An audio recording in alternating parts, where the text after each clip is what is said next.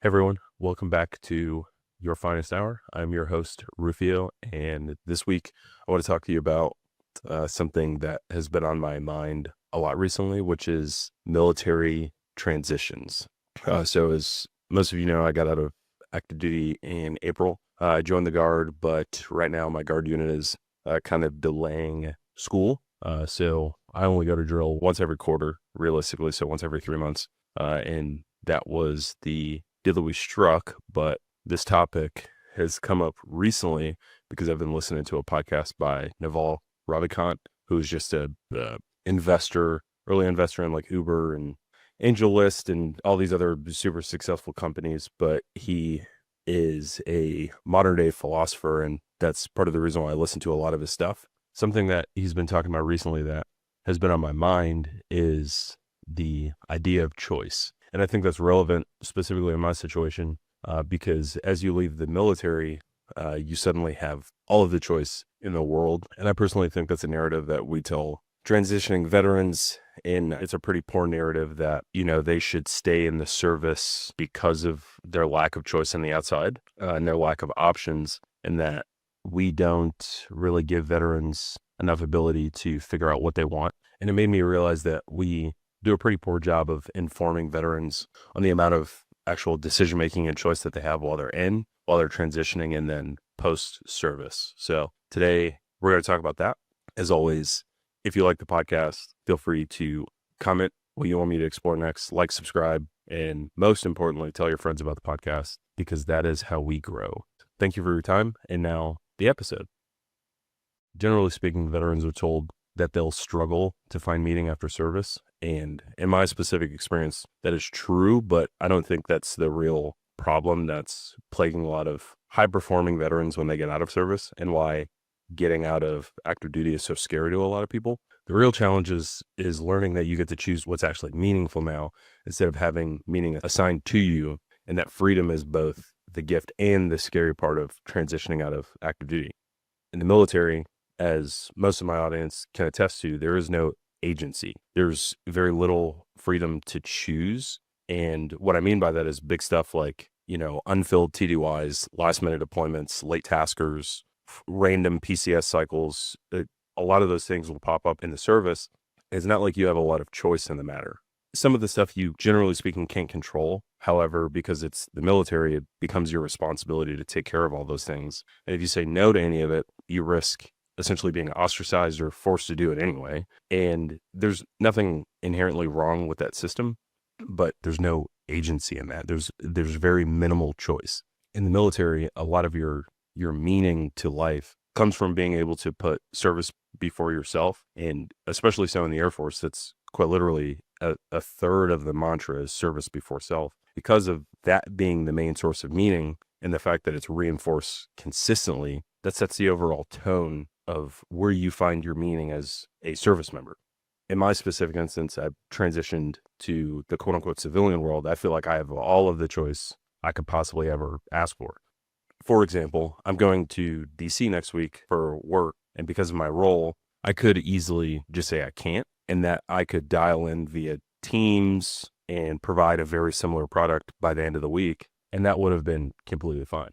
Within my specific company, I obviously have a job to do. I have a role to accomplish in that company, but because I've personally built my life around desiring agency and teaching that, my company has essentially learned to capitalize on giving me the freedom and space I need to be creative in my work. And the output, because of that, has been extremely high and beneficial to both parties.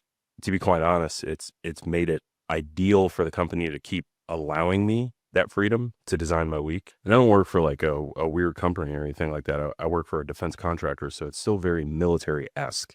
It's not like I work for, a book company or Apple or anything like that, where there's almost infinite freedom and levity. Now, with all that being said, infinite freedom and levity is also scary. But again, the point of the message that I'm trying to draw across is the fact that you get to choose and make these choices. Being able to live with these choices and infinite options allows you to select more meaningful opportunities that are specific to you. And so while in the military, your meaning comes from service before self, like I I said earlier, on the outside, meaning comes from you decide to make meaningful, which is a very awesome feeling if you can survive 6 months to a year, however long that process takes you. It took me about 6 months to figure that out. And it was a very stressful period because I was trying to race to a solution. So finding a meaning that is reinforceable is really all you have to do. And I know that sounds very woo-woo and very vague, but that truly is a process that you have to experience yourself. This is one of the big takeaways. If you rush it trying to find meaning outside of the service, it is going to cause you more stress, which is the opposite effect that we're looking for here. I enjoyed every second of my terminal leave. And during the about 50 days that I was trying to take my terminal, I immediately tried to create my own business because I thought building my own thing would make me happy, and managing my own time was, again, the priority. That no job would be able to give me the satisfaction of building my own thing and watching it become successful. Now, in the 6 months that it took me to find my own meaning, I recognized that the first were still true, but the third was not. Building my own thing would make me happy, and managing my own time is still a priority. The idea that no job would be able to give me the satisfaction of either the military or building my own thing was just incorrect. If you're transitioning out of the service, or you've been out for quite some time and you're still struggling with the concept of living a meaningful life or feeling like you have created a life that feels meaningful, I want you to be able to sit with the question of, what do I want to choose to make meaningful in my life? And for me, because at the time the question was too big, I tried to design my life around having the abundance of choice in how I design my week, which has allowed me the ability to pick some stuff and then recognize whether or not the things that I thought were meaningful or that I thought I could give meaning to actually brought meaning to my life. And if I was wrong, I would just get rid of it. Getting out of the service feels as if you're leaving a lot of your friends behind, which being around people you thoroughly enjoy is exceptionally meaningful.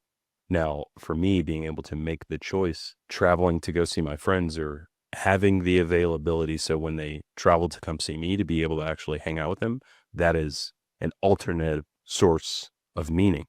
And so even though I've lost the immediate accessibility of being able to be around the people that I was stationed with, now that I've moved to Vegas, the way that I have designed my life, I have the freedom to be able to fly to Atlanta and spend a week with a really close friend of mine, or being able to go to Oklahoma City and be with another friend.